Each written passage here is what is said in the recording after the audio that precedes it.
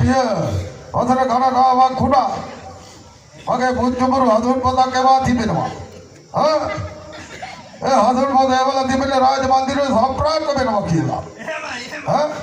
හඳුන් පොතක් එවලා තියෙනවා. ඔව්. දැන් ඔබ යන්න ඕන පෙරමගට. පෙරමගට. ඔව්. එහෙමයි. මොකද මොකද නැතුයි.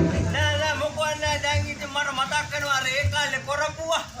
ඒව පස්සේ කතා කරන්න බලුවා. දැන් ඉතින් අනේ ඇත්තට නේද?